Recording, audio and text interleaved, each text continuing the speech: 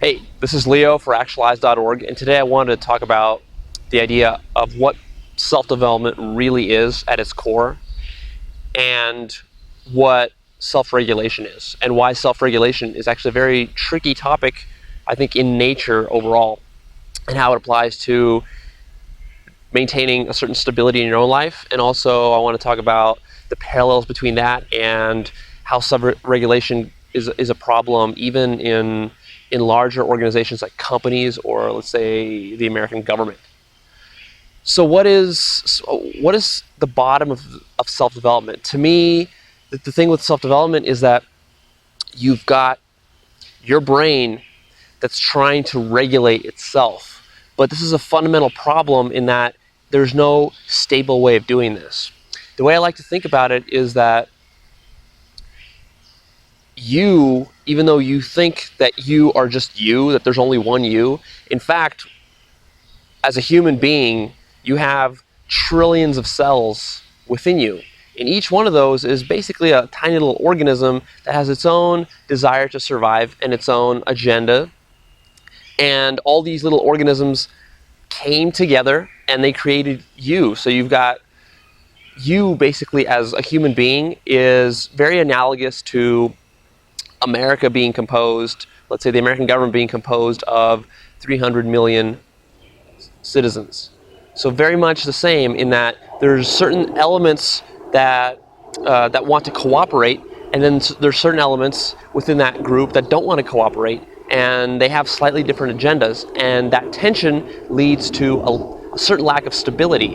If you want perfect stability, that's very hard to come by in nature, because I think nature is naturally chaotic to some extent, and maintaining a perfect balance, perfect equilibrium, which I think is ultimately the aim of personal development, is if you take someone who's not personally developed at all whatsoever, and you take someone who is highly developed and enlightened, the difference is going to be one of stability, and it's going to be a very palpable difference, but sometimes it might be hard to articulate or put your finger on it.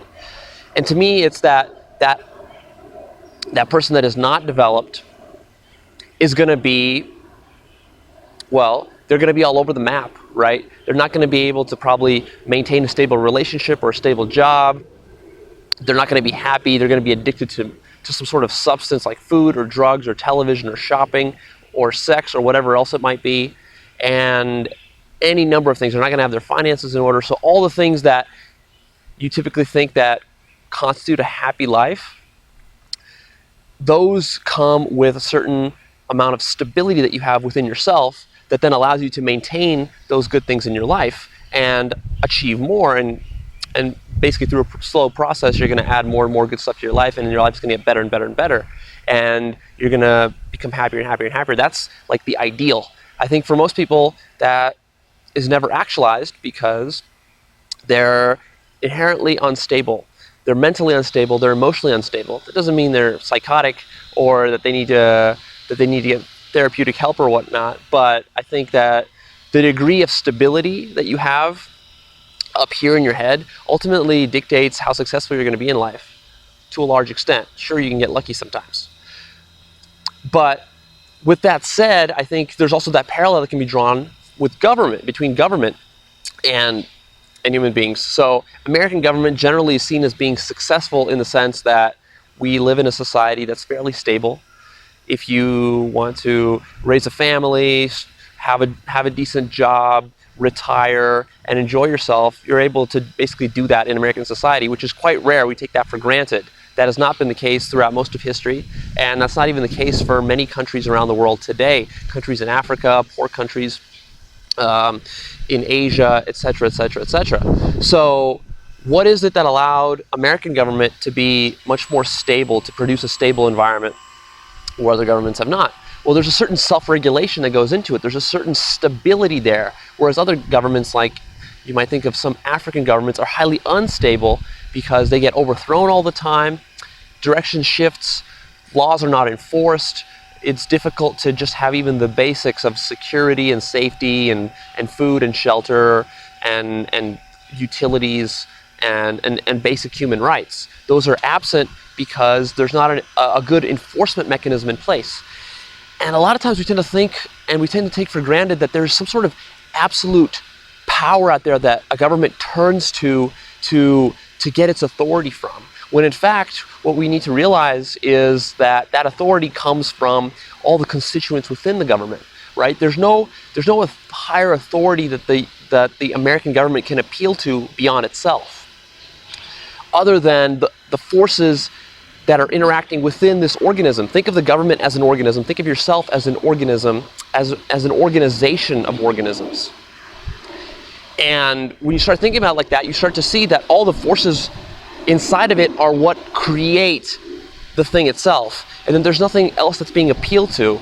So one common objection to that might be, well, there's the U.S. Constitution. Isn't that the authority that the U.S. government is based upon?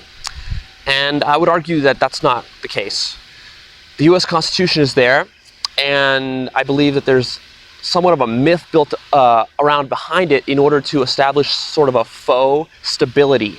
But the fact is that the U.S. Constitution only has meaning insofar as it's being enforced, and it's being honored by who? Well, ultimately, there is no such entity as government. It's all made up of individuals and maybe groups of individuals within society. So if there's no police force to enforce the Constitution, if there's no judicial system to enforce it, if there is no army to enforce it, then the Constitution is entirely meaningless. And I think that's the case in many countries where you have rampant corruption and constitutions are there, but they're not enforced, or they're there in name only. And they can be changed at the whim of the current president or the current parliament or the dictator, whoever else is running it. And that's really the trick, is that there is no external appeal to authority. Authority is something that needs to be, well, you just get it through consistent enforcement. That's what authority is. And control ultimately comes from some sort of source of power. And traditionally, I think throughout human civilization, it's come through physical violence, because it came through wars. That's how power was exerted in the world. And nowadays, especially if you live in America, it tends to seem like that power is inherent in certain things. And maybe it seems like that power is inherent in you. Like controlling yourself should be inherently easy.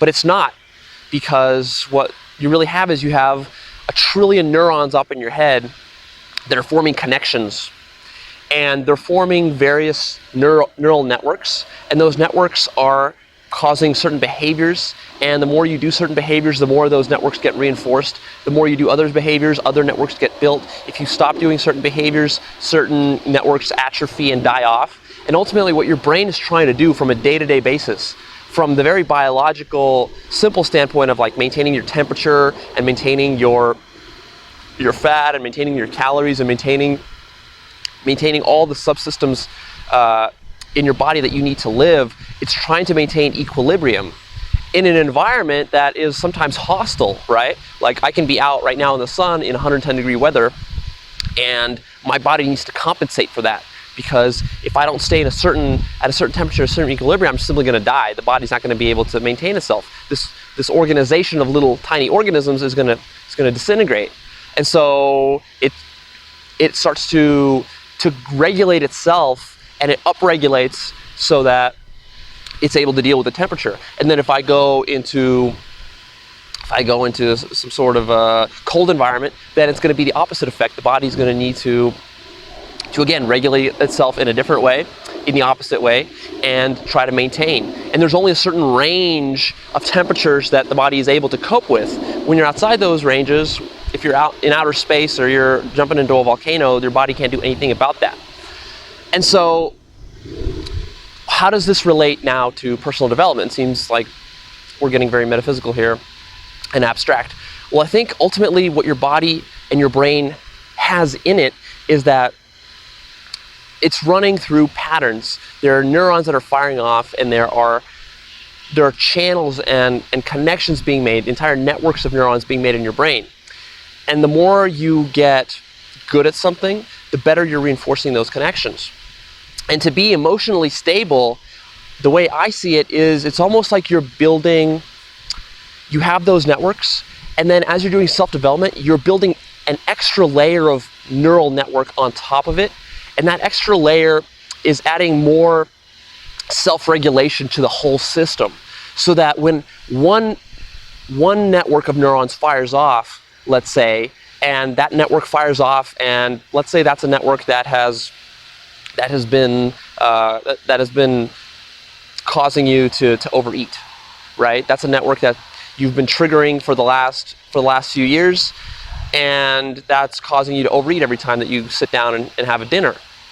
Well, in that case, you're following a pattern, and it's hard to break out of that pattern because you literally don't have the wiring in your brain to break out of it. So it's a struggle. You have limited willpower there, right? And willpower, I think, ultimately gets physically manifested in some sort of changes in how your neurons are wired together. And that when you have more willpower, what happens is that there's an extra layer of neurons in there somewhere that is like looping back on itself, and it's observing the original layer of neurons, and it's connecting multiple different networks together, and it's like the overseer. So it's like the manager of the employees. So consider that every employee is some sort of pattern that you have in your brain. Maybe there's a pattern to overeat, a pattern to oversleep, a pattern to not work, a pattern, or maybe pause. Those are all negative patterns. There are positive patterns as well. Patterns to be nice to people, patterns to say I love you, patterns to do whatever, patterns to go to your job on time. So all of that is there, and that's just kind of like the basic unself-actualized type of human being. They run through life, and they're going and they're firing off these patterns. And then when you start to do a lot of self-development and a lot of self-reflection, and you start to become more conscious of your patterns, what starts to happen is there's extra layers are being built. So now you have these employees in the company each doing its own little thing, and sometimes when they're uncoordinated, they'll cause the overall organization to do something stupid. So if you have this pattern that's firing off, that's causing you to overeat all the time, eventually it's going to lead you to be fat. And now, that might not be what's best for you in the long run. And so what ends up happening is somehow the system starts to take control of itself. Extra layers are added on, and now there's a manager that's overseeing everything. And so the manager is now telling the employee that's overeating, you got to cut that shit out because we're going to be dead soon, or we're going to end up in the hospital, or we're just going to look bad, or whatever. And then that manager also starts to oversee other elements. It'll start to see how your eating habits connect with your fitness habits, and maybe how they connect with your overall thinking habits. And you start noticing these patterns, you start building connections, and now all of a sudden you get a little bit more control over yourself. You're able to exercise more discipline, more self-restraint. And that's all well and good, but the fact is that manager that's managing all the employees, all the different networks, well, it has no inherent authority. So just like, that US Constitution that we're appealing to, in some way it's kind of like a fake authority. It's only there insofar as it's being enforced. And this manager, who's to say that this manager, this second layer, is ultimately going to be able to regulate all of the employees? And maybe it can, but then who's going to regulate that manager? So that manager might need another manager, and that manager might need another manager. And ultimately, it builds like this pyramid, this hierarchy of enforcement and regulation. And I think that's definitely there in your brain. If you're trying to do stuff, if you're trying to accomplish stuff and you failed or you've succeeded, you've noticed that there's some sort of structure in your head that is resembling this hierarchy. And sometimes you'll notice that the hierarchy works as it should, and sometimes there are like gaps in the hierarchy. And sometimes there's corruption in there, and things are not going always as smoothly as they should be going. Very true for government, and very true for human beings. And I think that the reason that ultimately is because there is no easy appeal to just some sort of higher objective authority. Whoever is the top manager of that whole pyramid within you, that manager ultimately has to not only regulate and monitor everything that's underneath it, also has to regulate itself. Because what if that manager starts to slack off? What if that manager starts to do his job bad and he becomes corrupt? Well, then the whole system is kind of screwed, isn't it? And I think that that's the inherent problem with control within nature in general, in whatever organization we're talking about, whether it's the organization of your body as a biological organism, or whether it's the organization of a government. And government's a good example that I wanted to talk about, because sometimes there's a tendency, corporations have a lot of sway in American politics. And it seems that a lot of what is happening and a lot of public policy in America is not really suited specifically towards empowering the individual. A lot of it is because a corporation has got in there and has changed the policy in a way that's convenient for the corporation to earn a lot of money. Now, this idea is kind of bandied about here and there, and then I got to thinking about it. I'm like, well, why isn't there more control for the individual in American government? Why do these corporations have so much power? Wouldn't it be great if we could just cut the corporations out entirely and just have a government that was really for the people, by the people, rather than these entities that are money hungry and they're not ultimately looking out for anything but how much money they're able to return to their stockholders? And if you think about that more deeply, I think that idea that you can just cut corporations out is fairly naive, because that assumes that there is that authority is coming from some sort of magical, ethereal, platonic realm. But that's not the case. American government is what it is because of all the entities within it and all the forces that they're exerting. And ultimately, there's a certain stability that has been established over the last couple hundred years since the government was formed. And that stability rests upon the U.S. Constitution. It rests upon voting that can be done by citizens, but it also rests upon interests within government. So you have varying factions that are there. People want different things. People have different agendas. Those people then form groups that then have their own agendas, and those groups then vie against each other for power. And the ultimate example of that is Republicans and Democrats. But then you have different special interest groups that are looking out for the interest of their particular little sect within society, within American society. And then of course you've got corporations that are looking out for themselves, as really they should be, because the corporation is what? It's also an organism. It's also a collection of beings that is having an agenda, and then it's trying to really pursue that agenda to its maximum survival ability, right? Because an organization wants to survive really no different than a human being wants to survive.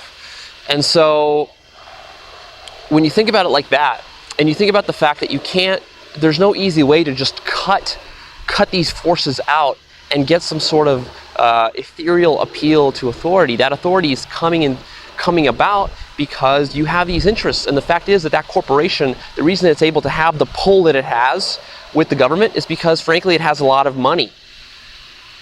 And ultimately, you can say that that's a form of corruption. If a corporation can go and pay lobbyists hundreds of thousands of dollars to go do their bidding on their behalf and present arguments to the Supreme Court and to all the different politicians out there, even if they're doing it totally above board and completely legit, I'm not even talking about anything illegal, that's still an influence of power ultimately through money.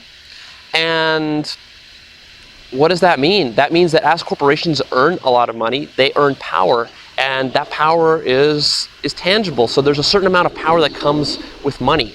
And conceivably an organization, or rather, a corporation, if it really wanted to, if it was rich enough, presumably it could raise its own army and take over the government if it wanted to do that.